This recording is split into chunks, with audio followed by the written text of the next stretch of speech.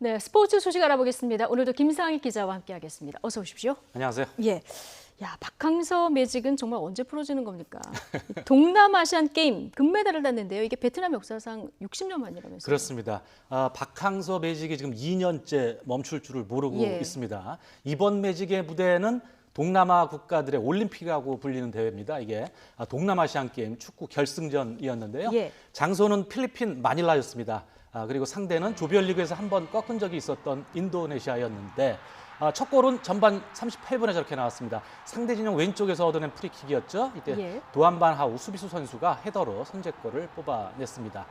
그리고 나서 추가골은 후반 14분에 나왔는데 문전에서 동료가 밀어준 공을 이번에는 쉐더하던 그 도흥중 선수가 정확하게 골대 구석으로 밀어넣었죠. 두 번째 골을 뽑아냈습니다. 아주 침착한 장면이 인상적이었는데 이런 모습을 보면은 베트남 축구가 이제 좀 성장을 많이 했다. 예. 이런 걸 좀 확인할 수 있을 것 같아요. 네. 그리고 후반 28분에 쐐기골이 나왔는데 이번엔 상대 오른쪽 진영에서의 세트피스 상황이었습니다. 첫 골 주인공이죠. 반하우 선수가 예. 골키퍼가 이 공을 쳐냈는데 공을 감각적으로 이제 마무리를 했어요. 그래서 세 번째 골을 만들어냈습니다. 이렇게 베트남 3대0 완승을 거두고 말씀하신 대로 60년 만에 대회 금메달을 목에 걸었습니다. 사실 1959년에 이 대회 첫 대회가 있었는데 네. 당시에 그 월남이 우승한 적이 있었습니다. 그런데 예. 이제 베트남 사람들은 이제 통일 베트남을 중시 여기니까 예. 통일 베트남 축구 역사로 인정하지 않기 때문에 이번이 사실상 첫 우승이라고 이렇게 여기고 있습니다. 예. 베트남은 이번 대회에서 사상 처음으로 또 남녀 축구가 동반 우승을 해서 기쁨이 또 두 배가 네. 됐습니다. 3대0 완승의 우승. 우리나라 2002년 4강 진출했을 때 분위기보다 뭐 더하면 더해지 덜하지 않을 것 같다 이런 느낌이 네. 드는데 그런데 박항서 감독이 어제 경기 도중에 퇴장을 당하더라고요. 그렇습니다. 어제 심판에게 좀 거칠게 항의를 했었는데 주심이 상대 선수가 이제 위험한 플레이를 계속 했는데도 휘슬을 불지 않으니까 박 감독이 몇 차례 큰 소리로 항의를 했어요. 그랬더니 주심이 후반 32분에 바로 퇴장을 명령했습니다. 경고 없이 단 한 번의 감독을 또 퇴장시킨 건 좀 이례적인 그런 장면이기는 했습니다. 예. 퇴장당하는 과정에서 또 박 감독이 또다시 강하게 어필을 했는데 이게 20여 분 남은 시간 동안 선수들이 또 경기에 좀 더 집중을 할 수 있는 그런 계기가 됐다고 보여지기는 합니다. 박항서 감독 결국 관중석에서 남은 경기를 지켜봐야 했고요. 경기 끝난 뒤에 공식 기자회견이 있었는데 여기에도 이영진 수석 코치가 대신 참석을 할 수밖에 없었습니다. 하지만 베트남의 언론들 그 박항서 감독의 이 퇴장과 관련해서 마치 새끼를 보호하는 닭과 같았다. 이렇게 얘기를 했어요. 예. 그러니까 박 감독의 널리 알려져 있는 지금 파파 리더십을 옹호하고 나선 이런 거죠. 부분까지도 칭찬을 그렇습니다. 받는 상황이군요. 근데 예. 정작 또 박항서 감독은 나중에 기자들 만나서 본인이 좀 자제를 했어야 했는데 불만 표출한 것이 조금은 과했다. 그러면서 또 사과하는 모습을 보이기도 했습니다.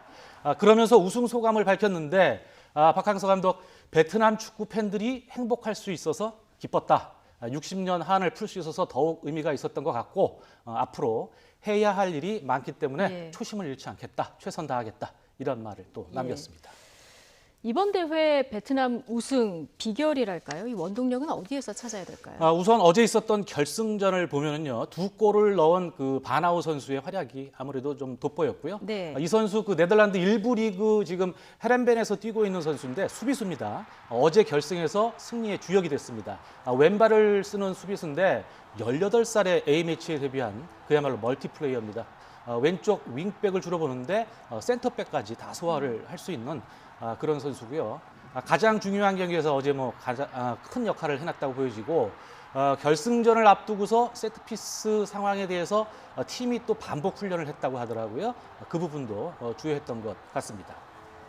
그리고 대회 전체를 좀 놓고 보면은 조별리그를 포함해서 이번 대회에서 7경기를 했는데 베트남이 24골을 넣었습니다. 근데 실점한 거는 4골밖에 되지가 않았어요. 공수 밸런스가 아주 안정적이었다 이렇게 보여지고 수비를 굳건히 하고 나서 반격을 하면 이제 상대를 전방에서부터 이제 압박을 하는데 이제 그렇게 되면 이제 쉽게 내려오지 못하게 되거든요. 예. 그러면서 이제 공격권을 유지하는 그런 축구를 아주 잘하고 있다. 예, 이렇게 박항서 감독의 역할이 아주 절대적인 것 같아요. 그렇습니다. 들어보면. 네. 예. 그래서 박항서 감독이 이제 선수들한테 처음부터 또 요구했던 게 체력을 기르자, 체력이었고 또 하나는 자신감이었는데 베트남 축구가 체질 개선이 된 것 같다는 그런 예. 느낌입니다. 예. 네. 결과가 이제 보여주듯이 베트남 축구 뭐 동남아에서는 뭐 이제 이미 뭐 1인자로 올라선 걸로 그렇게 생각이 됩니다. 예. 한 번쯤은 좀 좌절도 할 수 있는데 네. 지금 계속 승승장구를 하고 있거든요. 이러는 성과가 지금까지 굉장히 많죠. 그렇습니다. 그 박항서 감독이 베트남 대표팀을 맡은 게 2017년 10월이었거든요. 예.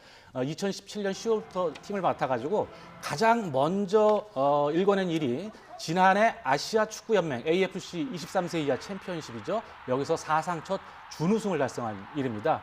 종전에는 본선 진출이 최고 성적이었는데 달라진 베트남 축구가 아시아를 깜짝 놀라게 한 첫 번째 그런 사건이었습니다. 지금 나오고 있지만 우즈베크와의 그 눈발 축구 결승 예. 뭐 기억하시죠?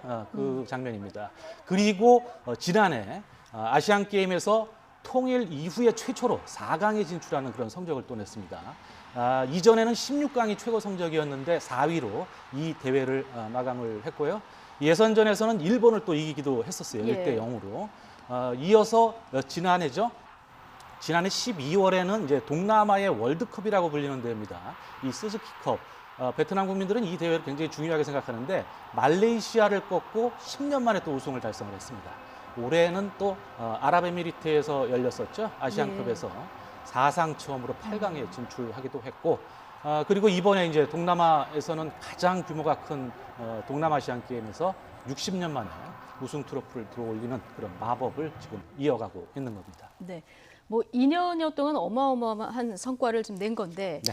뭐 보통 박수 칠 때 떠나라 이런 얘기를 하지만 베트남 국민들이 놔줄 것 같지도 않고요. 앞으로 또 할 일도 남아 있죠. 그렇습니다. 앞서서도 잠깐 뭐 박항서 감독의 얘기가 있었습니다만은 예. 아직 할 일이 많다.